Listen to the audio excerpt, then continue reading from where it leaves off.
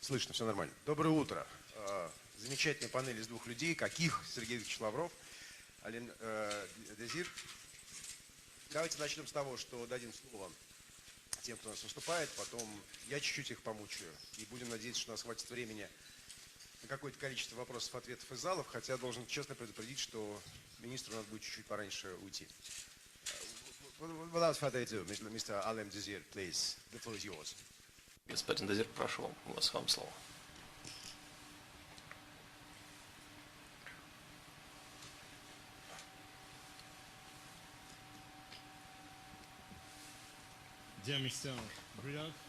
Уважаемый господин Брилев, спасибо большое. Господин министр иностранных дел Российской Федерации, уважаемый Сергей Лавров, госпожа директор пресс-департамента Министерства иностранных дел, госпожа Мария Захарова, дамы и господа, мне очень приятно приветствовать вас на конференции по свободе СМИ и безопасности журналистов в Российской Федерации и в регионе ОБСЕ, которая организована моим представительством при поддержке Министерства иностранных дел Российской Федерации. Это, собственно, первый случай с 1991 года, как мне сказал господин Сергей Лавров, когда подобная конференция под эгидой ОБСЕ организуется в России по вопросам свободы СМИ и безопасности журналистов. Благодарю уважаемого министра Сергея Лаврова за то, что он принял мое предложение об организации этой конференции в Москве. Согласился на проведение этих дебатов. Это не означает, что мы, в общем-то, во всем соглашаемся друг с другом.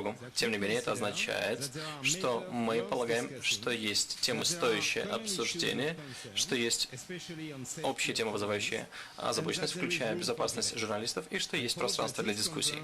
Надеюсь, что в рамках этой конференции состоится открытое обсуждение. Мы согласны обсуждать противоречивые моменты, не соглашаться друг с другом, но при этом и сходиться друг с другом в различных вопросах. Но, тем не менее, дебаты важны. Важно иметь подобную дискуссию, поскольку на кону многие. В России и в регионе ОБСЕ вопросы безопасности журналистов, свобода выражения, доступа к информации, регулирование интернета и свободный обмен информацией. Это все важные вопросы вне зависимости от национальных границ. Будучи представителем ОБСЕ по свободе слова, я взаимодействую с органами власти стран-участниц ОБСЕ по тем вопросам, которые касаются ограничений и нарушений прав журналистов. И мы следим за тем, чтобы у журналистов была возможность свободно выполнять свою профессиональную деятельность, особенно в условиях, когда риску подвергаются безопасность журналистов. Журналистика – это опасная профессия. Насилие и запугивание мировых СМИ имеют место повсеместно. В регионе ОБСЕ мы видим случаи преследования, нападений и даже убийства журналистов именно по причине их профессиональной деятельности и журналистских расследований. В рамках этой конференции у нас будет возможность обсудить, каким образом обязательства в рамках ОБСЕ по свободе СМИ могут поддерживаться и соблюдаться правительством в Российской Федерации и в других странах-участницах ОБСЕ, а также мы бы хотели обозначить достижения и успехи и подчеркнуть недостатки. Я озвучил свою беспокойность и в Российской Федерации неоднократно, в том числе по вопросам нормативно-правовой базы по свободе журналистов, а также по вопросам свободы журналистов и СМИ, а также в том, что касается насилия в отношении журналистов в ходе последних демонстраций, например, 27 июля 2017 года в Москве. Недавно я поддерживал решение освободить Ивана Голунова, а также ряда лиц, которые были несправедливо обвинены по этому же делу.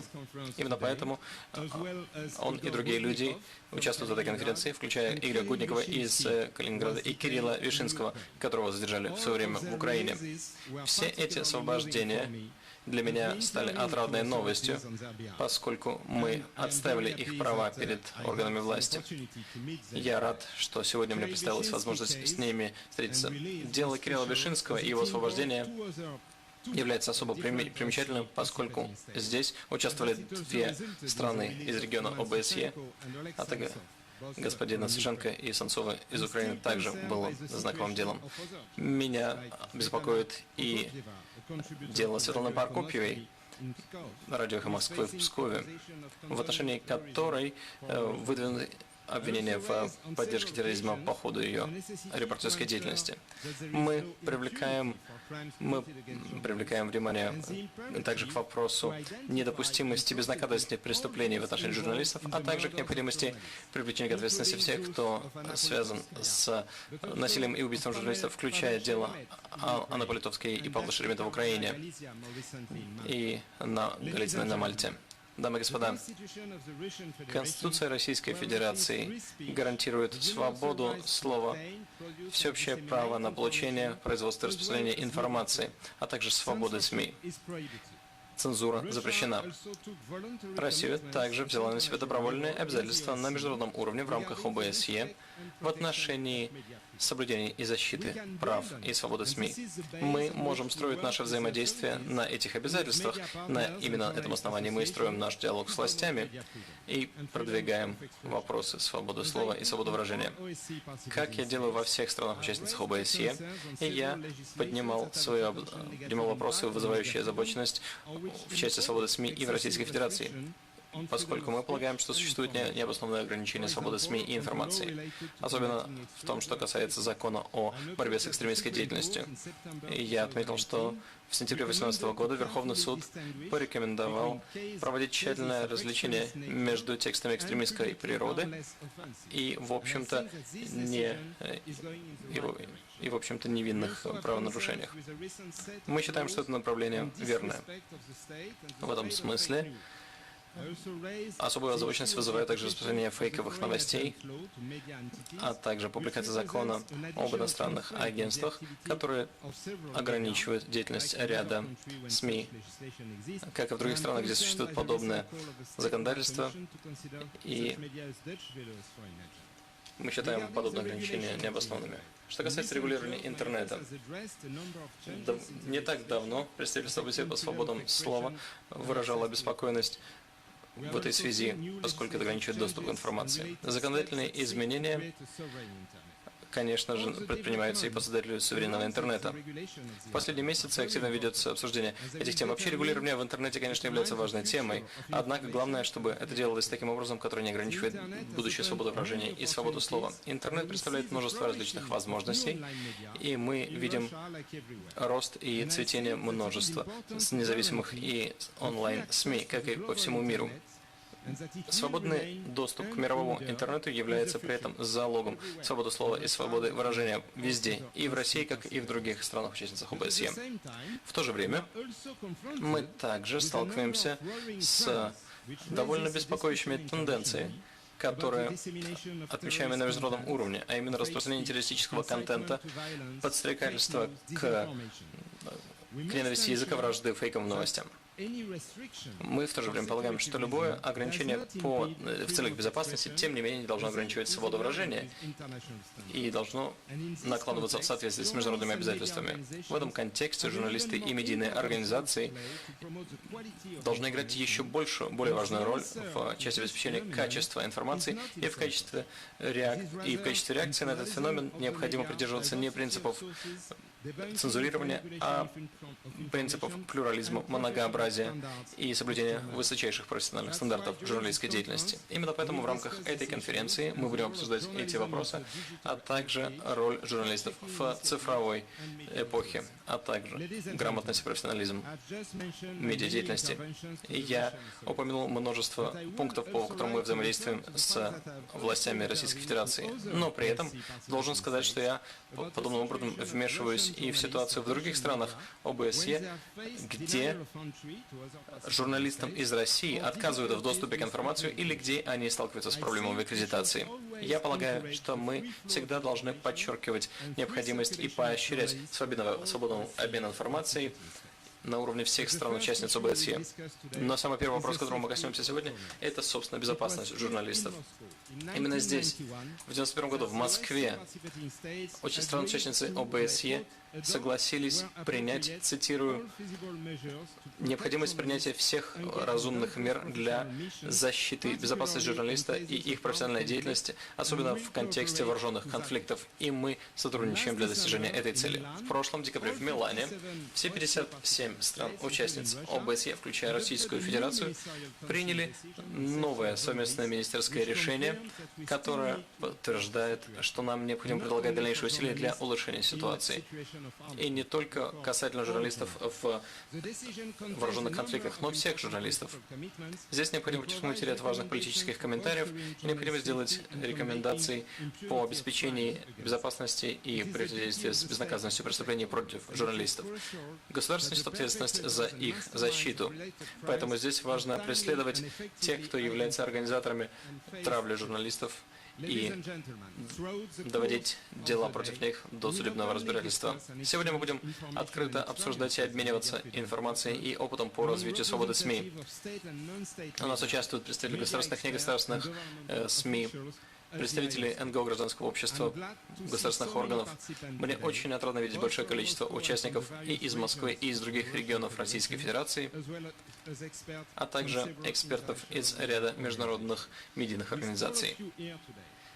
В вашем присутствии я уверен, что эта конференция станет прекрасной возможностью для того, чтобы поразмышлять над вопросом свободы СМИ в Российской Федерации и во всем регионе ОБСЕ.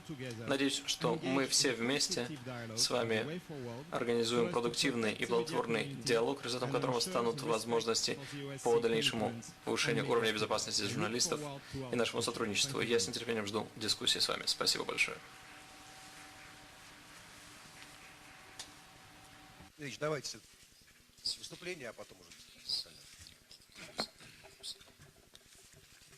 Уважаемые дамы и господа, уважаемый господин Дезир, коллеги, прежде всего спасибо организаторам и лично Ролему Дезиру за выбор Москвы для проведения конференции, за его личное участие в ней, за участие его команды. На конференции, как я понимаю, предстоит обсудить актуальные вопросы, которые связаны с обеспечением свободы средств массовой информации на пространстве ОБСЕ. Сегодня эта тема весьма и весьма остро стоит. К сожалению, нарушение прав журналистов, равно как и дискриминация медийных ресурсов, становится все более распространенным явлением в странах-членах организации. Такая практика прямо противоречит положениям Хельсинского заключительного акта, документам Венской встречи совещаний по безопасности и сотрудничеству в Европе 1986 года, Копенгагенского 1990 и Московского 91 совещаний и конференции по человеческому измерению совещаний по безопасности и сотрудничеству в Европе. Подписав указанные консенсусные договоренности, государства-участники обязались содействовать свободному распространению всех форм информации, в том числе поступающей из-за границы, отмечу это особо, и обязались улучшать условия для профессиональной деятельности зарубежных журналистов у себя дома. Сегодня же возникает ситуация, когда ряд стран, в том числе те, кто причисляет себя открыто к образцовым демократиям, грубо нарушают взятые в рамках ОБСЕ обязательства по обеспечению свободы средств массовой информации, выражения мнений и равного доступа к информации. Демонстрируют нетерпимость к альтернативным точкам зрения. Глубокое беспокойство вызывают попытки в обход общепризнанных многосторонних площадок навязать мировому сообществу неинклюзивные, непрозрачные инициативы по регулированию СМИ и интернета. Недавний пример мероприятия в Лондоне под громким названием «Конференция по свободе СМИ», на которую власти Великобритании и организаторы попросту не пустили российских представителей, как журналистов, так и дипломатов. По нашему мнению, цель подобных кулуарных проектов, куда приглашают только своих, размыть существующие универсальные недискриминационные стандарты свободы СМИ, ввести предвзятое регулирование информационных ресурсов, разделить их на наших и не наших, на заслуживающих и не заслуживающих доверия. А если говорить прямо, ввести политическую цензуру. Это не только ведет к фрагментации глобального информационного пространства, но и серьезно подрывает доверие и взаимопонимание в межгосударственных отношениях. Такую линию в полной мере ощущают на себе российские медиаресурсы, вокруг которых во многих странах нагнетается атмосфера враждебности и недоверия. А их представители за рубежом сталкиваются с многочисленными препонами при осуществлении профессиональной деятельности. От отказа в получении пресс-карт и аккредитации до депортации и даже арестов. Отдельно упомяну ситуацию на Украине, где до сих пор остаются нерасследованными совершенные в 2014 году убийства журналистов Андрея Стенина, Антона Волошина, Игоря Корнелюка, Анатолия Кляна. На Украине заблокированы 86 российских телеканалов и 181 интернет-страница, не говоря уже о запрете сотен книг и фильмов на русском языке. Прямое ущемление прав российских медиа в целом ряде стран ОБСЕ стало частью той кампании, которая, как подчеркнул вчера в Кремле президент Путин, преследует цель искусственно и грубо сократить пространство русского языка в мире. Считаем, что ОБСЕ обязана не просто дать принципиальную оценку любым проявлениям борьбы с журналистами, но и решительно добиваться пресечения порочной практики, подавления альтернативных точек зрения, введения запрета на профессию. Хотел бы особо отметить ту роль, которую в этих усилиях призван сыграть лично господин Алам Дезир. К вашему компетентному мнению прислушиваются, и, пользуясь случаем, хотел бы еще раз выразить вам признательность за личное участие в деле освобождения Кирилла Вышинского, арестованного в Киеве за выполнение своих прямых журналистских обязанностей. Россия последовательно выступает за предотвращение дальнейшей эрозии свободы слова, продвигаем эту линию в ООН, ЮНЕСКО, Совете Европы и, конечно же, в ОБСЕ. Действуем и будем продолжать действовать в защиту журналистов. Год назад на Совете министров иностранных дел ОБСЕ в Милане по нашей инициативе удалось принять решение, о котором господин Дезир только что упомянул, о безопасности журналистов. Первый за последние четверть века консенсусный общеевропейский документ по медийной проблематике. И хотел бы отметить, конечно же, вклад господина Дезира в его согласование. Через месяц в Братиславе состоится очередное заседание Совета министров иностранных дел ОБСЕ, и в развитии миланского успеха мы имеем в виду выдвинуть проект решения об обеспечении свободного доступа граждан к информации. В нем предложим переподтвердить имеющиеся обязательства государств-участников организации, которые активно и дружно принимались по инициативе западных коллег на мероприятиях ОБСЕ в 90-е годы прошлого века. Эти обязательства включают в себя уважение и право медиаресурсов беспрепятственно собирать и распространять информацию, уважение и право на доступ к зарубежным новостным службам, право общественности на получение информации без вмешательства властей. В Хартии европейской безопасности, торжественно одобренной в 1999 году, все главы государств и правительств стран ОБСЕ обязались обеспечивать условия для беспрепятственного внутреннего и, подчеркну особо, трансграничного потока информации. Необходимость четкого, без оговорок, переподтверждения указанных обязательств очевидна, поскольку в последнее время о них старательно забывают именно те, кто инициировал их принятие в 90-е годы прошлого века, то есть в период, когда после распада Советского Союза было объявлено о конце истории. Теперь же, когда история воскресла, Запад стал бояться честной конкуренции в информационном пространстве, да и в других сферах тоже.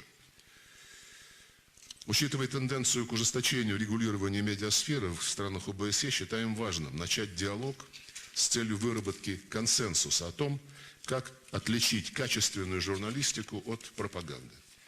В качестве первого шага можно было бы организовать в рамках ОБСЕ круглый стол с участием профессиональных сообществ стран-участниц.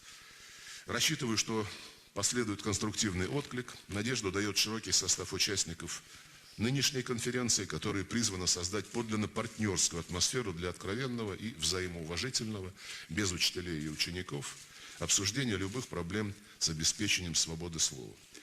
Сегодня как никогда важно постараться выработать общеприемлемые подходы ко всему комплексу вопросов, касающихся доступа к информации и ее распространения. В любом случае Россия продолжит обеспечивать беспрепятственное осуществление профессиональной деятельности для всех, без исключения журналистов, в полном соответствии с взятыми на себя международными обязательствами, будет выступать за честный, равноправный диалог под эгидой ОБСЕ. Считаю, что именно в рамках такого диалога можно предметно, без политизации, рассматривать любые вопросы, которые, наверное, неизбежно возникают у государств-участников ОБСЕ друг к другу. И будем руководствоваться золотым принципом, который в ОБСЕ существует, принцип консенсуса. Если все будут следовать именно стремлению достичь общего согласия, я убежден, у нас все получится. Спасибо.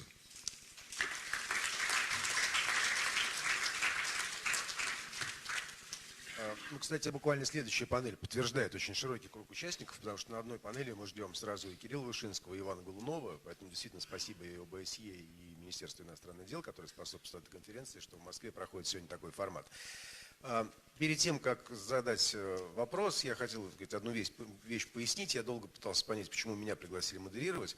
Думал, ну, может, там за опыт, за что-то. Потом понял, что уже за седины, потому что я кое-что помню, что многие уже забыли. Я начинал работать в «Комсомольской правде». У нас в конце 6-го этажа была официальная комната цензора. Молодым ребятам это сейчас представить уже тяжело, а вот он там сидел. Его звали, по-моему, дядя Вася.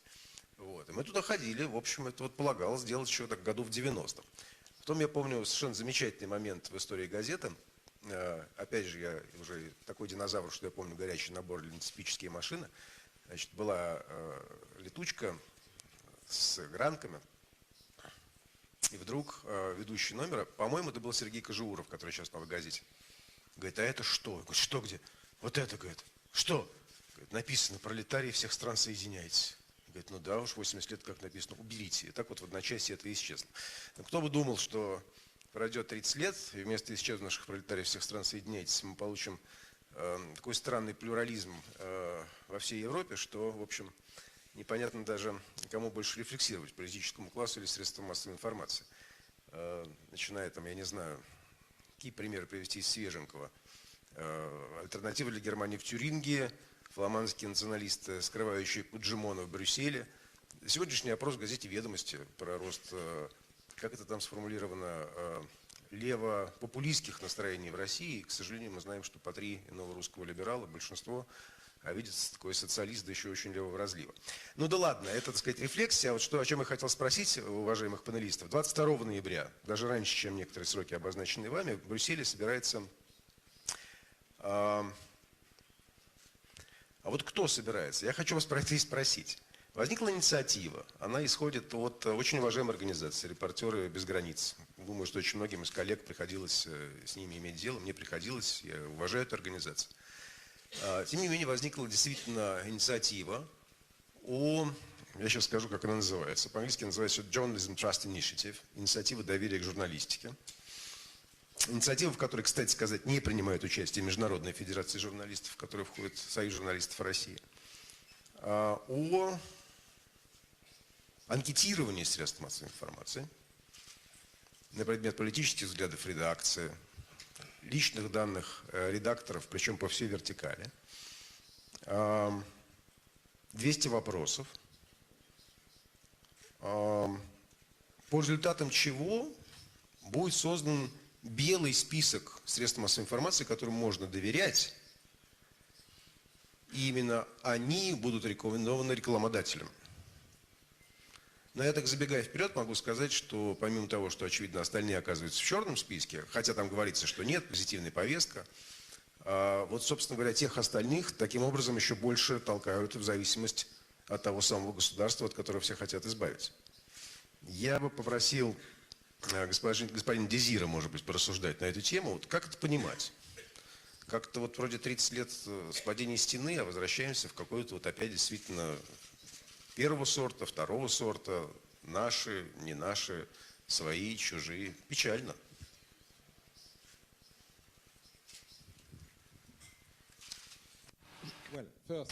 Ну, во-первых, спасибо, конечно, за вопрос. И я полагаю, что, наверное, надо спросить скорее у этой организации «Журналисты без границ», что они имеют в виду. Хотя я в курсе этой инициативы доверия журнализму, так это называется, эта инициатива. И мне кажется, что это одна из многих проектов, которые мы пытаемся сделать более заметными, чтобы использовались профессиональные стандарты журналистами, чтобы они были на виду, И как раз это происходит в те времена, когда в каком-то смысле каждый становится пресс-агентством, каждый пользователь становится своего рода журналистом, постит комментарии, постит видео и выкладывает в интернет. Конечно, это и прогресс, потому что новые инициативы появляются и много новых голосов. Но при этом мы видим, что это, конечно, и вызов для профессиональных журналистов. Это новая реалия. Ведь раньше было очевидно, что большинство мы получали информацию через обычную прессу. Сейчас откуда получаем информацию? Самые разные источники. И на том же экране можно увидеть компьютеры, с мобильного телефона многие, компьютер смотрим. И без каких-то особых различий, даже если, конечно, есть различия, мы все равно проверяем, что профессионально и профессионально понять хотя бы факт это или комментарий. Естественно, немножко уже другая среда, пресса, я имею в виду факт, это одно, комментарий другое. Во Франции, если взять, трудно сказать, в какой степени, если взять «Юманите», например, газету, коммунистическую газету, или «Ля Круа», католическую, или «Фигаро», и «Ле Монт», и «Nouvel Observateur», «Libération». То есть у них очень разные взгляды. И у них у всех есть пресс-карточки, причем дают их независимые организации, а не государство выдает эти аккредитационные карточки. И идут дебаты между ними, причем довольно мощные о качестве информации, но также принцип у них везде один и тот же, а именно дать надежную, подтвержденную информацию. Поэтому эта инициатива, о которой вы говорите, о доверии, открыта для журналистов во всем мире и СМИ для всего мира, в том числе и для российских журналистов. И я думаю, что российские СМИ, да, их аккредитовали, но им не дали сразу доступа. Ну, конечно, важно обсудить, и это, наверное, будут круглые столы. И, конечно, разные мнения существуют, но задача здесь в другом – продвинуть журналистов, любых, которые пытаются продвинуть надежную информацию, пусть даже разные взгляды будут и по поводу этих новостей. Ну, тогда процитирую премьер-министр. Еще в 70-е годы была такая шутка, вернее, помощник сказал, различать прессу в Великобритании легко. Это финансовые, это те, которые владеют, а Daily Mail читают как раз мудрые, а Morning Star читают, думают, что надо, чтобы другие должны управлять страной. Daily Telegraph думают наоборот. То есть вот такая структура читательской аудитории. Ну, это так вот, как бы вы поделили, что есть белый и черный список или категорию. Во-первых, я не слышал о том, что белый список будет или, может, какой-то черный список. И особенно работаю на этой должности, поэтому я, конечно, всегда настаиваю на разнообразии. Истину, наверное, ни у кого нету, но все равно есть этические стандарты у журналистов, и они пытаются аудитории предоставить, конечно, в том числе и анализ, и представить должны факты. И то, что они публикуют, должно основываться на информации, которую они получили, и не публикуют специально, не будут специально публиковать фейковые видео или какая-то другая информация, чтобы поставить в заблуждение. Это разные взгляды, это и есть часть демократии. И это и разнообразие, и полная свобода прессы, но при этом есть и такой момент, ведь кто-то должен продвигать качество информации. Качество демократики связано с качеством информации. Но не государство должны их классифицировать по классам, разбрасывать. Мы должны обеспечить существование разнообразия, чтобы была возможность у журналистов действительно продвигать надежную. Факт-чекинг, так называемый, есть проверка фактов. И дело не в том, что фотография или видео что-то может представлять. Важно, чтобы была возможность подтверждать это. Мало ли, какая фотография, может, 10 лет ей уже и так далее. То есть механизмы подтверждения. Вот для чего это нужно, чтобы была беседа именно в самом сообществе. Выступление, я понимаю, что вы вот уже в теме. Разовьете? Во-первых, я спокоен, мне здесь вообще можно было бы не участвовать. Модератор прекрасно защищает российскую точку зрения. Так что... Я считаю ее международной и профессиональной. Схаву, вот. Если хотите. Ну, это, конечно, шуточное упоминание. Я говорил об инициативе «Репортеров без границ». Это не просто инициатива этой конкретной неправительственной журналистской организации. Ее поддерживает французское правительство. Об этом известно. И французское правительство продвигает параллельно инициативы, которые тоже преследуют ту же самую цель – подсказать пользователю, где брать правильную информацию. И даже не то, что где брать, а сразу ему предоставлять нужную для определенных лиц информацию, как только пользователь кликнет в поиске той или иной новости. Инициатива, которую французское правительство продвигает, она сейчас формируется. Я не помню точное название, «Свобода в интернете» или «Борьба с фейковыми новостями в интернете и в киберпространстве». Насколько я был информирован, она будет частью мероприятий в рамках предстоящего на следующей неделе очередного второго заседания Парижского форума мира, в котором мне поручено участвовать. Там будет специальная сессия с ответами на вопросы. Так что мы обсудим эту тему наверняка. Это часть нашего диалога с французскими коллегами. В том числе мы ее затрагивали вот в сентябре этого месяца, когда в Москве состоялось после долгого перерыва заседание министерское 2+2, министра иностранных дел и министра обороны. Но возвращаясь к инициативе «Репортеров без границ», как раз я не могу с господином Дезиром согласиться, насколько я смотрел на эту инициативу и старался понять ее, она ведет речь именно о классификации медиа. На те, которые, ну там их не называют белыми и черными, и запрещенными или разрешенными, просто как только человек хочет найти информацию по какой-то конкретной теме, современные технологии будут выбрасывать ему то, что репортеры без границ считают правильным.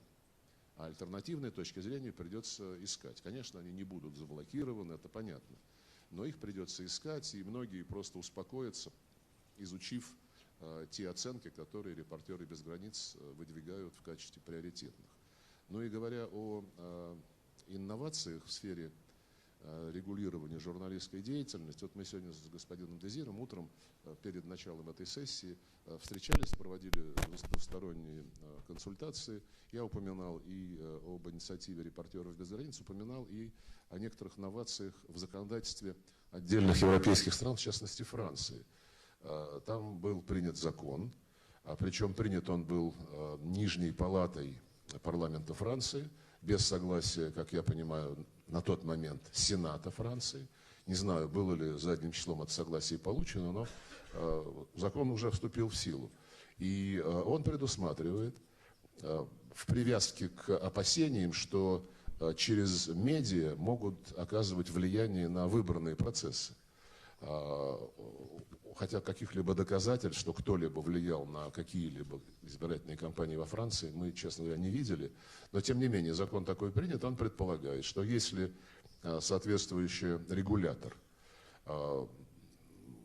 решит или заподозрит, ну, решит хорошо, что тот или иной журналист, то или иное СМИ проводит линию на вмешательство в выборы, это СМИ может быть лишено лицензии в течение 48 часов по решению одного судьи, без каких-либо состязательных процессов, без какого-либо диалога между истцом и ответчиком.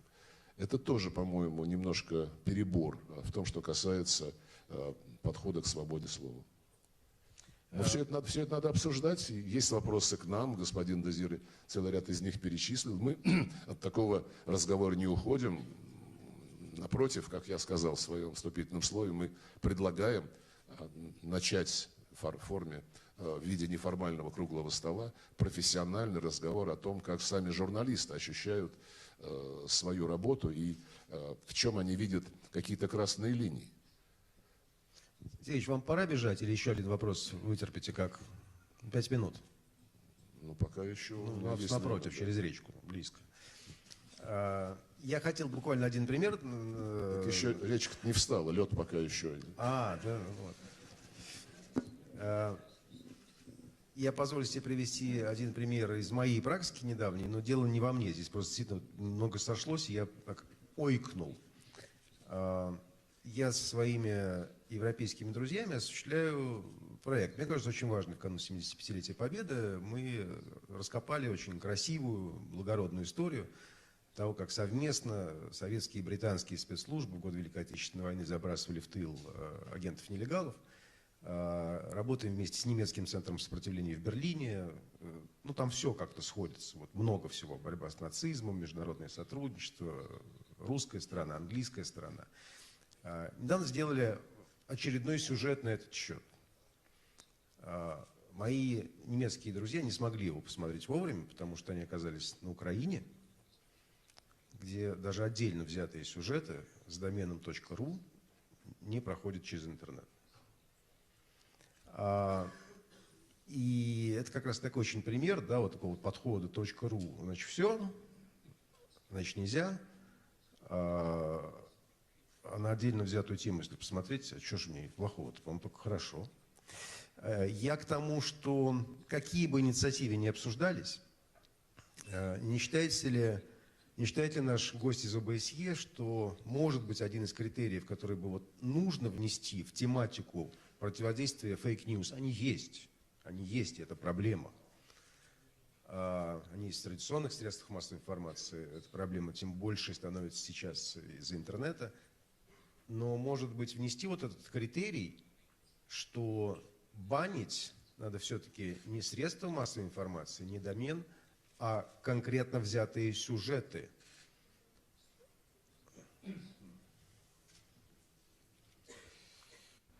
Это на самом деле действительно важный вопрос, потому что, во-первых, есть много разных категорий фейковых новостей. Некоторые из них могут быть опасными. Ну, например, в некоторых странах есть примеры фальсификации информации о вакцинации или о медицинских показаниях. Информация, которая может вызвать панику где-то.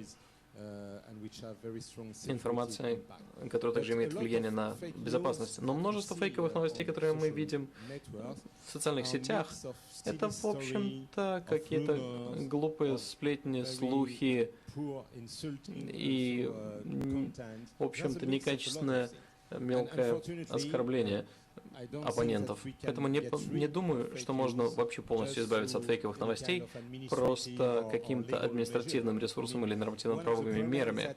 Одной из проблем является в том, что раньше мы, в общем-то, жили также с фейковыми новостями, но мы их обсуждали за кофе, за стаканом пива в баре. И, в общем, сейчас, конечно, в общем, тогда люди обсуждали вовсе не то, что было в газетах и что было на официальных каналах, даже при том, что газеты и каналы были разные. Сейчас абсолютно все перемешалось, и это все имеет серьезное влияние на наше информационное пространство. Но в то же время я полагаю, что здесь необходимо обращать внимание только на исключительные ситуации, когда для соблюдения мер безопасности действительно есть основания для того, чтобы блокировать какие-то фальсифицированные сюжеты, какую-то фальсифицированную информацию. Конечно же, пропаганда терроризма, призывы к убийству людей и так далее. То есть такие вещи. И здесь, конечно, тоже судьям нужно решать в конечном итоге, блокировать ли здесь нужно конкретный контент или весь сайт, или всю ссылку. Но, в общем-то, я полагаю, что нам нужно работать над повышением уровня критического мышления в обществе для того, чтобы... Мы же понимаем, что фейковых новостей и недостоверного репортажа в интернете будет все больше и больше. И сейчас довольно сложно провести черту между фейковыми новостями, между фейковыми видео и наложенными комментариями и так далее. Поэтому здесь важно, чтобы у людей, в общем-то, наращивалась возможность собственно критически относиться к этому, а также повышались профессиональные стандарты к тому, чтобы сами журналисты, цитируя что-то, перепроверяли факты. В общем, люди должны понимать, что если у меня есть какие-то сомнения относительно достоверности той или иной информации, то можно все-таки обратиться к профессиональным журналистам, например, в некоторых странах, в Норвегии существуют многие МИГи, некоторые средства объединились, и частные, и государственные, телеканалы, и правые, и левые медиа объединились и создали особую инициативу, которая публикует фактические отчеты. Во Франции, в Германии, в Великобритании мы видели примеры того, как медиа разрабатывают внутреннюю систему валидации информации, перепроверки фактов. Это прекрасные инициативы. Поэтому есть возможность сравнения информации из разных источников. Некоторые журналисты, в общем-то, прилагают определенные усилия для того, чтобы вы сами понимали, достоверна эта информация или нет, и стоит ли полагаться на этот источник. Поэтому я полагаю, что такие меры являются более действенными, чем административные меры. Есть только ограниченное количество случаев, когда обосновано прямое ограничение распространения контента, только когда это имеет угрозы для безопасности людей и безопасности государства. Но я полагаю, что простым языком нужно говорить, что с властями нужно вести диалог о том, чтобы судебная система не имела возможности все-таки злоупотреблять законодательством и правоохранительной практикой, например, контртеррористической, для того, чтобы бороться с критическими комментариями, критическими взглядами, которые просто не устраивают правительство на данном этапе. Вот здесь важно провести черту. Саморегуляция или внешнее регулирование процессов вам кажется более адекватным? Если внешнее, то какое? Межгосударственное или на основе таких комбинированных систем? Человек – существо несовершенное, поэтому если это саморегуляция, она не может быть идеальной. Если это внешнее регулирование, государственное регулирование, то любой государственный орган тоже состоит из людей, никто из них не совершенен. Это очень сложный вопрос, он кажется философским, в какой-то степени, наверное, да, но он очень практический. Ну вот, например, в разных странах по-разному относятся к различным явлениям. Ну, например, есть террористические организации, которые признаны в качестве таковых в одной стране и не признаны в другой. Есть секты, которые в той или иной стране признаются сектами, нарушающими законодательство о религиозной деятельности, а в других странах они считаются светочем свободы вероисповедания. Но есть и другие примеры. Да, вот, пожалуйста, сексуальное воспитание детей.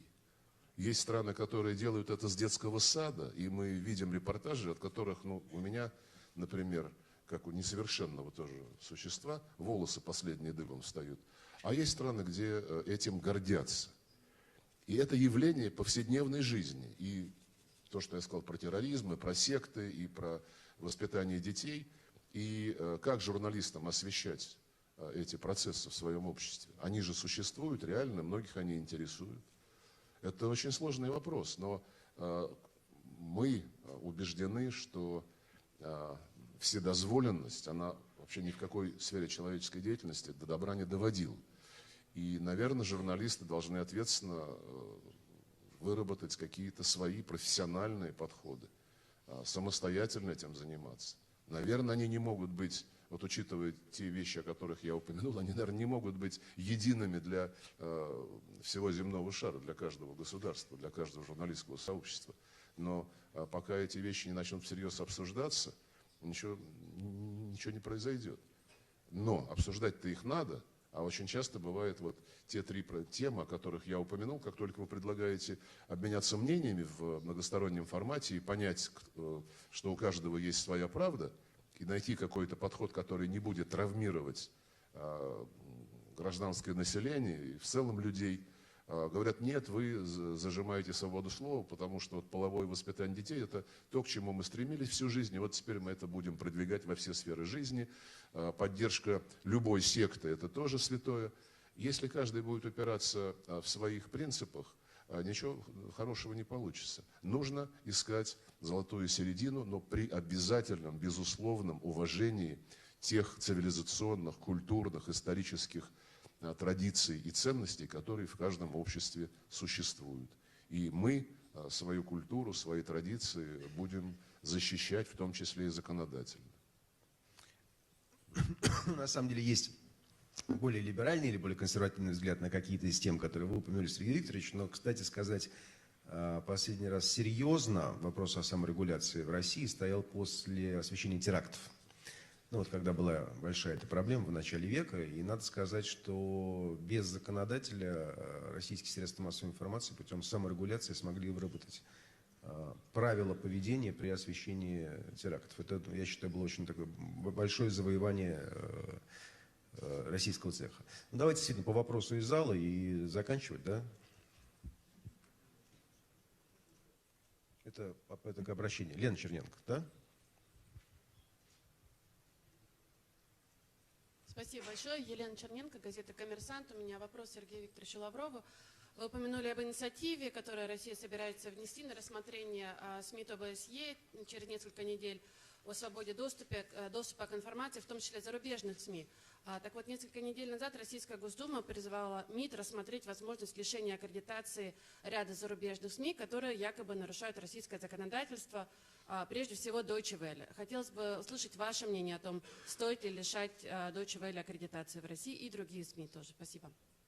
Мы говорили тоже об этом с господином Дезиром перед началом нынешней сессии. МИД не поддерживает идеи, которые направлены на лишение аккредитации любого СМИ.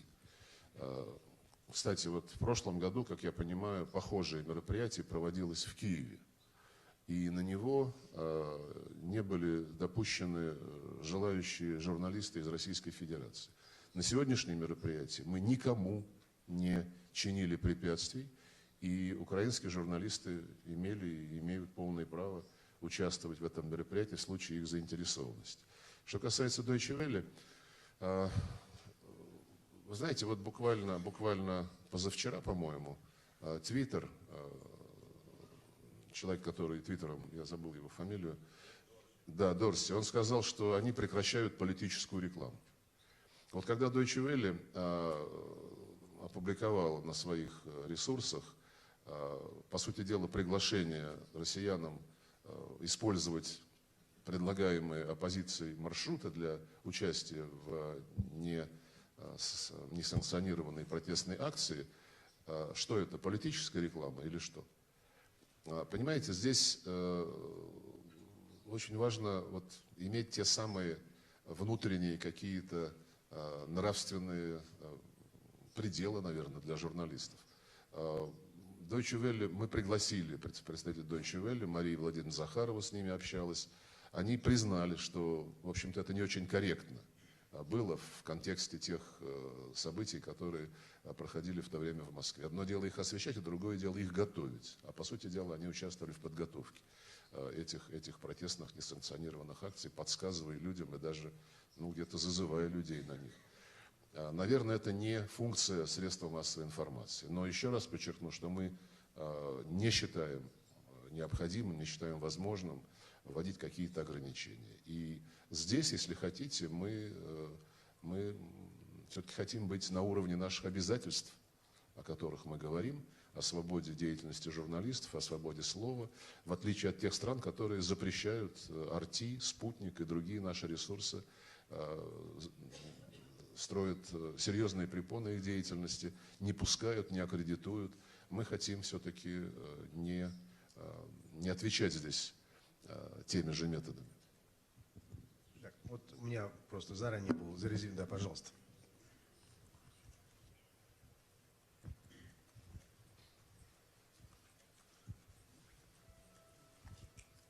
Good morning. I'm Ravi Prasad from the International Press Institute in Vienna. Я представляю Международный институт в Вене. Мы занимаемся свободой СМИ, это сеть журналистов. У меня довольно простой вопрос. Говорилось, в частности, о том, что в Лондон не пустили дипломатов и журналистов, и в другие такие примеры. А почему это происходит только с российскими СМИ? Вы думали вот над этим? Конечно, тут даже анализировать, собственно, нечего. Мы же во всем виноваты. Последнее, что я слышал, что беспорядки в Чили, в Сантьяго и в других городах, это дело рук Российской Федерации. Поэтому тут мне даже, собственно, нечего сказать. Это все же из той же серии, что никто никаких фактов не предъявляет. Вот просто назвали РТ и спутник пропагандистскими инструментами. Вы, дескать, не медиа, вы инструменты пропаганды, и все. А почему, никто не будет доказывать. Отвечают лишь, ну, почитайте сами, что они пишут. Ну, хорошо, давайте почитаем, послушаем и CNN, и другие ресурсы, которые сейчас... Вообще, вот посмотреть на диалоги между CNN и Fox News и какие методы используются в этой журналистике, достаточно познавательно, я бы сказал. Но возвращаясь к тому, почему не пускают именно наших, ну, потому же, почему вот до сих пор неизвестно, что же произошло со Скрипалями в Солсбери в прошлом году. Никто не показывает, никто ничего не объясняет. Когда это случилось и стали выгонять наших дипломатов дружно, большинство стран, членов Евросоюза, мы у них спросили, вам английская сторона-то, англичане что-нибудь объяснили, кроме того, что они публично заявили, что это highly likely сделала Россия? Нам так потупясь говорили шепотом, что ничего больше им не сказали, но обещали в будущем дать конкретные факты. Я не поленился с каждым из этих своих коллег, с которым я тогда эту тему обсуждал. По прошествии некоторого времени я спросил у них, ну что, дали вам британцы все-таки факты, которые доказывают, что российская сторона виновна в отравлении Скрипалей? Опять же, потупясь, смущаясь, мне отвечают шепотом, нет, никаких фактов больше мы не видели, кроме того, что было сказано публично. Такие же примеры в отношении малазийского Боинга. Прокуратура Нидерландов заявляет, что следствие продолжается, а от нас уже требуют компенсации. На наши вопросы, где данные с радаров, с украинских, где данные о переговорах украинских диспетчеров, где спутниковые снимки Соединенных Штатов, ответ нет никакого. А виновата все равно Россия. Понимаете, поэтому то, что дискриминируются именно наши СМИ, наверное, в этом нет ничего. Во-первых, это русофобия и желание каким-то образом объяснить свои неудачи. Ну и связанная с этим, конечно, недобросовестная, нечистоплотная конкуренция. Когда РТ заняла то место в мировых средствах массовой информации, мировых медиа, которое вот стало показывать его бурно растущую популярность, да, стали применяться те же самые методы, которые применяются для пресечения конкурентов в экономике, в сфере военно-технического сотрудничества. Санкции, не пускать, запрещать покупать в России, запрещать ездить в Россию. Все это, в общем-то, одного поля ягоды. Друзья, вообще нам пора отпускать министра. Ну, давайте я вот вам дам вопрос, потому что, ну, просто по очередности я видел, да, может быть, это субъективно, но вас я увидел первым.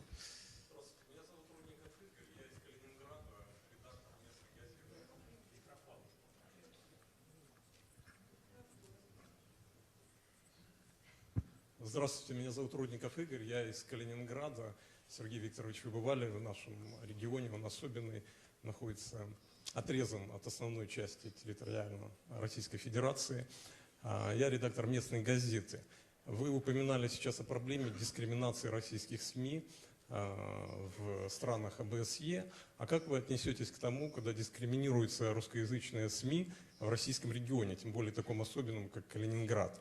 Например, газета, редактором которой я являюсь, она выходит с 1995 года, сейчас ее отказываются печатать, потому что и распространять в торговых сетях, только потому что я не согласовываю политику редакционную с губернатором Калининградской области Антоном Алихановым.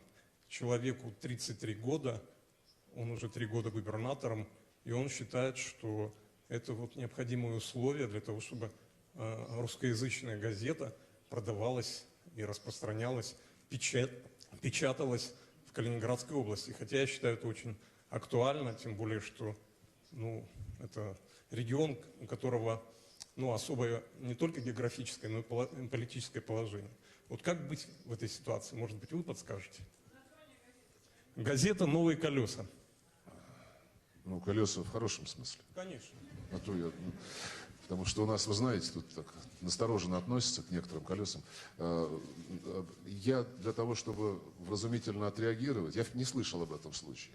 Чтобы вразумительно отреагировать, я должен просто послушать и противоположную точку зрения, потому что я не хочу быть облеченным полномочиями французского судьи, который в одиночку, без всякого адвоката, может лишать лицензий.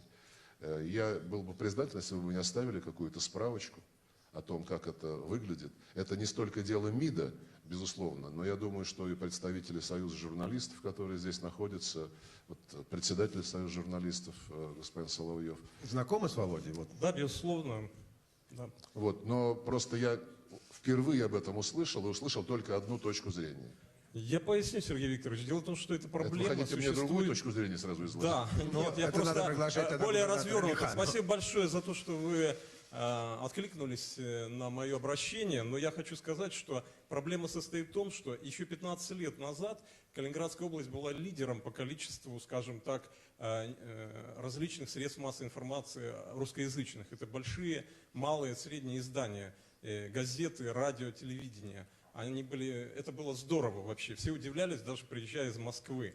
А сегодня ситуация такова, что за последние 3 года закрылись практически все независимые газеты. Только в интернете остались. И беда состоит в том, что торговым сетям, например, а я считаю, что это одна из функций руководителя региона, добиваться того, чтобы население, жители получали информацию, в том числе о деятельности российского правительства, государства большой России из средств массовой информации, добиваться того, чтобы у людей был доступ к этим газетам. А торговые сети говорят, нам выгоднее продавать жвачку, а не газеты. И эту позицию поддерживает губернатор. Я, честно говоря, просто не понимаю, что я могу вам дополнительно ответить. Я впервые слышу про эту историю. Вы хотите от меня какого-то окончательного вердикта? Я его не смогу вам дать. Я понял, но я говорю о том, что существует дискриминация, о которой вы говорите. Я услышал вас. Даже Вас все услышали. Все Вы добились своей цели. Вы Благодарю. прозвучите, я думаю, не только в Калининградской области, но и за ее пределами. Но я впервые слышу про этот случай. Мы обязательно, кстати, поговорим, в том числе про это на следующей сессии, потому что по странному течению обстоятельств, вот мы с моей хорошей знакомой Леной как раз буквально вчера, позавчера обсуждали эту тему, в том числе и на примере «Коммерсант». Это большая, сложная, системная история. Друзья, я вынужден закончить эту сессию. А парочку еще есть? Нормально по времени? Хорошо. Тогда вот я вам обещал, да, пожалуйста. Спасибо.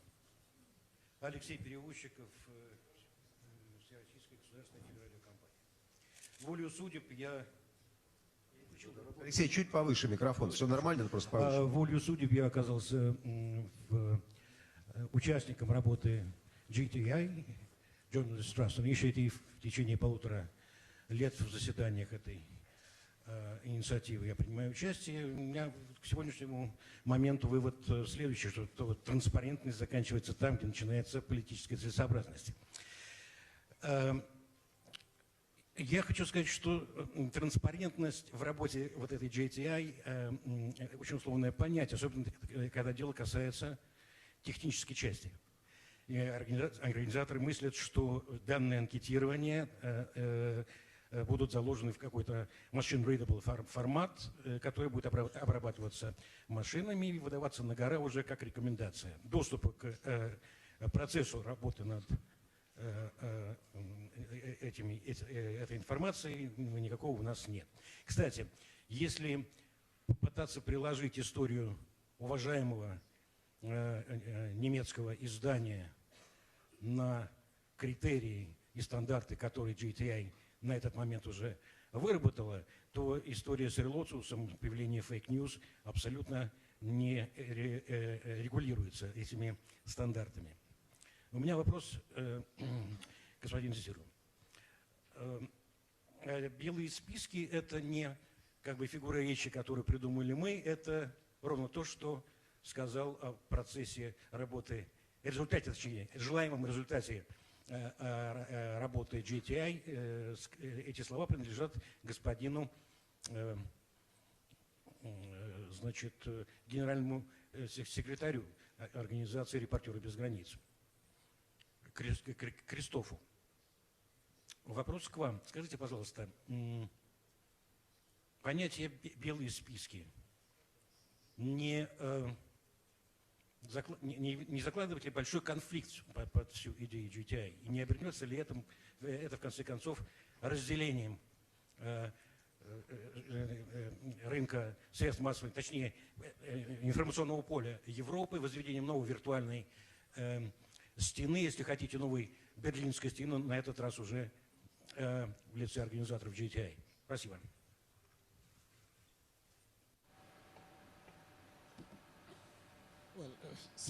Спасибо за дополнительную информацию. Вы уже более непосредственно принимали участие в GTI. Ну, я не знаю, что тут еще добавить, но я просто надеюсь, что любая инициатива относительно качества информации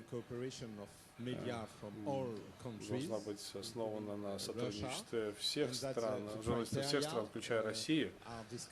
И критерии должны открыто обсуждаться, и они должны помочь продвинуть СМИ в разных странах с разными взглядами, а не создавать, как вы сказали, новую стену виртуальную между Западом, Востоком, между разными регионами, особенно в регионе ОБСЕ. Я настаиваю.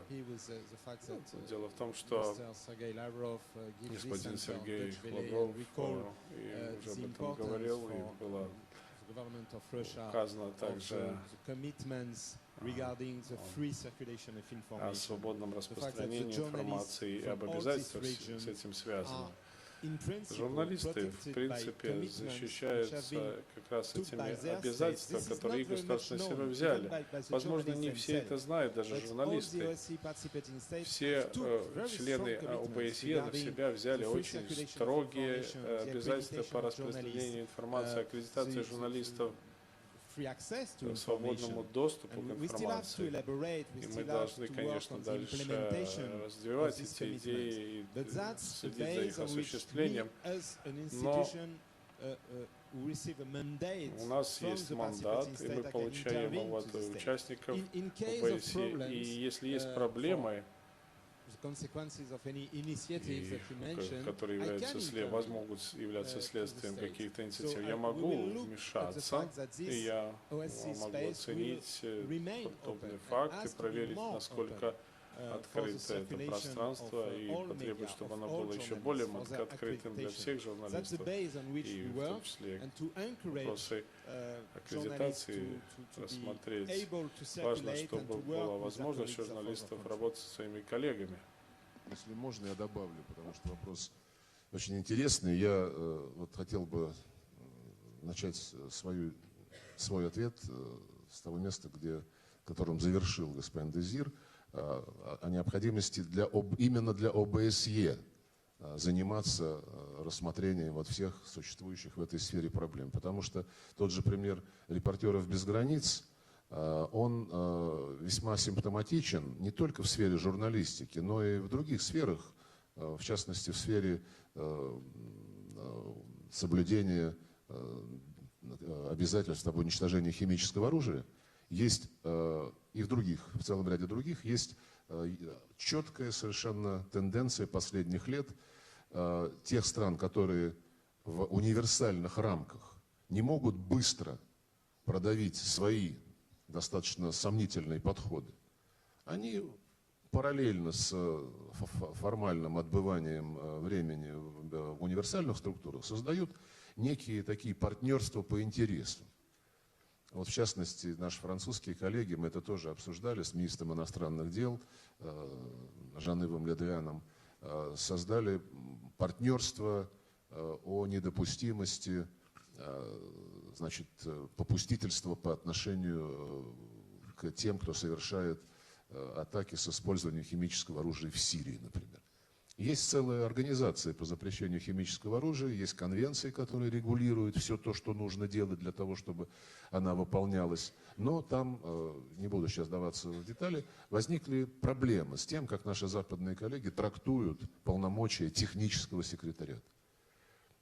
продолжают продвигать свою линию в этой организации, но тем временем, пока суд до дела, создали вот это вот за рамками любой многосторонней универсальной структуры партнерство из стран, которые им комфортны и которые разделяют их весьма сомнительные подходы. То же самое, вот, к сожалению, по-моему, может произойти из-за инициативы «Репортеров без границ», потому что они выводят вот эту тематику, очень спорную, противоречивую, за универсальные рамки той же ОБСЕ. И пытаются вне универсально признанных структур сформировать позицию, которую потом будут предъявлять как истину в последней инстанции. Вот это вот меня беспокоит. А я целиком за то, чтобы мы все переподтвердили нашу приверженность рассмотрению всех европейских, евроатлантических проблем в рамках Организации по безопасности и сотрудничеству в Европе. В дополнение к тому, что я сказал, отвечая на один из предыдущих вопросов, вот, в связи с разными подходами различных стран к террористическим организациям, к сектам, к воспитанию детей, уместно здесь вспомнить Международный пакт о политических и гражданских правах. Он является универсальным, в нем участвуют все страны ОБСЕ, включая Соединенные Штаты и Канаду, между прочим. В этом пакте среди первых обязательств записана полная приверженность свободе слова, свободе выражения. И дальше сказано, свобода выражения и свобода слова могут быть ограничены законами соответствующего государства по соображениям защиты морали, нравственности и национальной безопасности государства. Мы об этом часто забываем, но это распространяется в том числе и на журналистов. Я вот предлагаю в рамках того круглого стола, который мы хотели бы организовать по линии журналистов из всех стран ОБСЕ, посмотреть и на этот аспект, попросить господина Дезира и его команду проанализировать вот это положение Международного пакта о политических и гражданских правах и распространить свою оценку этого положения в современных условиях среди государств-участников. Я, наверное, буду вас отпускать, расскажу вам короткую историю, 20 секунд. Ну да, разгар североирландского конфликта, 95-й год. Едем с оператором, останавливают нас ребята, ну такие, как говорят в России. Выпили они изрядно, шины зажгли, дорогу перекрыли, останавливают нас и говорят, католики или протестанты? Мы говорим, православные мы. Свят, свят, свят, уезжай дальше. Европа, она разная. Спасибо большое, мы готовимся к следующей сессии, где у нас будет очень большой набор жизни. Ну все, уходит министр.